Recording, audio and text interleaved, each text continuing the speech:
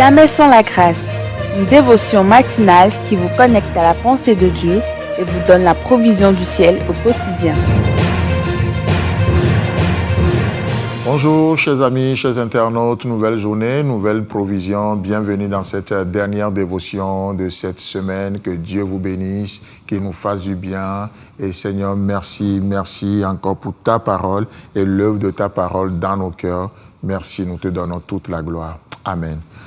Marc chapitre 6, le verset 34. Quand il sortit de la barque, Jésus vit une grande foule et fut ému de compassion pour eux, parce qu'ils étaient comme des brebis qui n'ont point de berger, et se mit à leur enseigner beaucoup de choses. Alléluia. Vous savez, Jésus fut ému de compassion, pas forcément parce que les brebis n'ont pas de berger, mais il nous est dit ici, parce qu'ils étaient comme des brebis qui n'ont point de berger. Et pourtant, les pharisiens étaient là.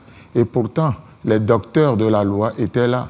Et pourtant, le Sanhédrin était là. Et pourtant, les rabbins, les maîtres rabbins, ce n'est pas ça qui manquait.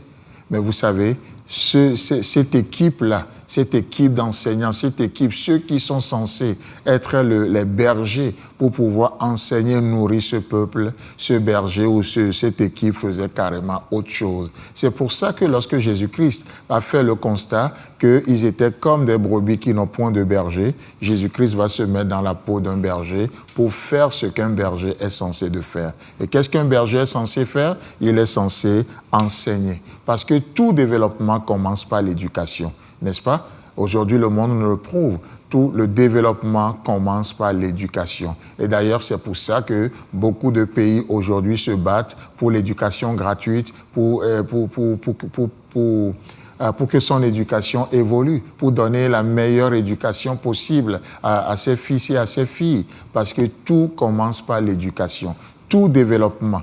Tout projet de développement commence par l'éducation. Et d'ailleurs, c'est pour ça que Jésus-Christ va nous dire aussi, dans l'Évangile selon Matthieu, le chapitre 11, qu'est-ce qu'il nous dira? Et il nous dira, recevez mes instructions.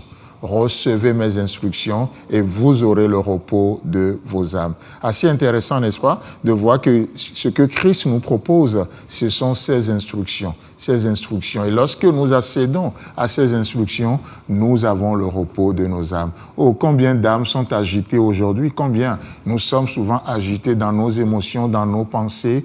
Pourquoi? Juste parce que nous ne recevons pas comme il faut les instructions de Dieu. Le psalmiste nous le dira dans le psaume 84, je crois, où il nous est dit, lorsque les pensées s'agitent en foule au-dedans de moi, tes consolations réjouissent mon âme, ô Éternel.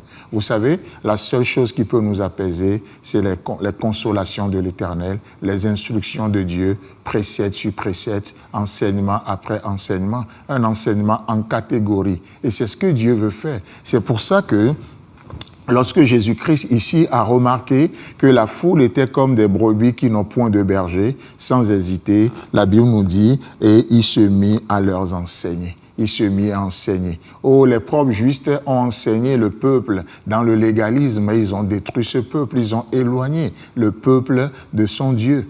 Chers amis, chers internautes, aujourd'hui, quel est notre véritable besoin? Parce que parfois, nous pensons que, souvent nous nous trompons de besoin, n'est-ce pas? On pense qu'on a besoin de ceci, de cela. Non, très souvent, on se trompe de besoin. Mais laissez-moi vous dire que cette foule n'a pas besoin de pain forcément. Bien sûr, Jésus-Christ va multiplier le pain dans cette histoire. Cette foule n'a pas besoin d'autre chose, n'a pas besoin de sécurité. Bien sûr, Jésus va les sécuriser. Cette foule n'a pas besoin de protection. Bien sûr que Jésus va les protéger, mais avant tout, cette foule a besoin d'un berger. Et Jésus se veut notre berger.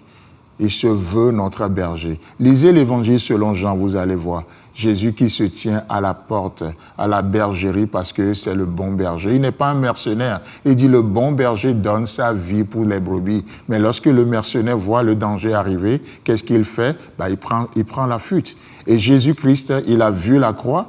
Il y a quelques jours, nous venons de célébrer cela. Il a vu la croix, mais il n'a pas fui. Non. Il dit non, Père, que ta volonté soit faite et non la mienne. Et il a rendu son visage dur comme un caillou. Et il est allé jusqu'à la mort de la croix. chers amis, chers internautes, nous avons besoin du berger, le berger qui donne sa vie pour ses brebis. Alors, que le Seigneur vous bénisse et si Christ tarde à venir, on se retrouve la semaine prochaine.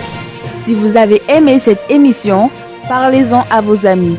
Parlez-leur du message de la grâce et de ce qu'il fait dans vos vies.